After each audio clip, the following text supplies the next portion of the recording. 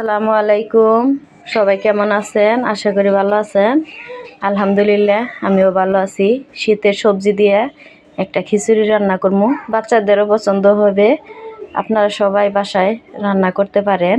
আমি যেভাবে রান্না করি সেভাবে আপনাদের সাথে শেয়ার করতেছি।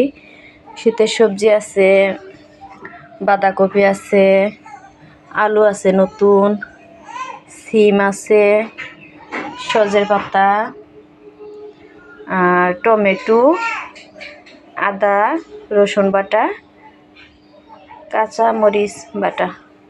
সবাই সাথে থাকবেন। এই যে বাঁধাকপি দিলাম,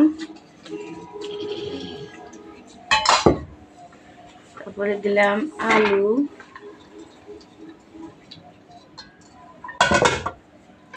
দিলাম এই যে সিমু, এই যে টমেটো আর ধনিয়া পাতা নামাইতে দিমু, টমেটো একটু পরে দেই। এই যে বাটা মশলা দিয়ে দিলাম, হলুদের গুঁড়া, এই যে লবণ আর দিলাম এই যে সজের ফাঁকি।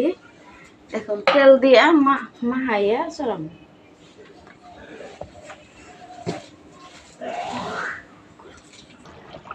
এই যে আমাদের খিচুড়ি হয়ে আইছে। আপনাদের ভাই এই যে সজের পাতা দিয়ে দিতেছে। আর একটু পরেই 2-4টা বলক আসলে নামাই দিব। দেখতে থাকেন।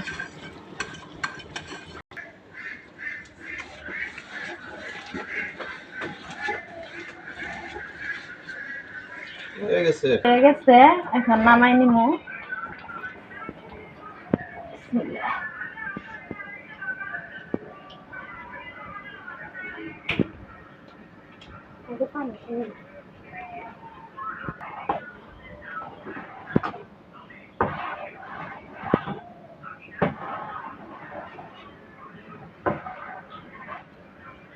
যে বড় থালির মধ্যে ডাইলা দে, একসাথে সবাই মিলা খামু। আপনাদের ভাইয়া বাচ্চা আছে, একসাথে খাও। এই যে আমাদের খিচুড়ি, দেখতে তো অনেক সুন্দর, খেতে কেমন হয়েছে তা জানি না, খাওয়া হয় না এখনো। এই যে আচার, এখন আচার গরম করবো।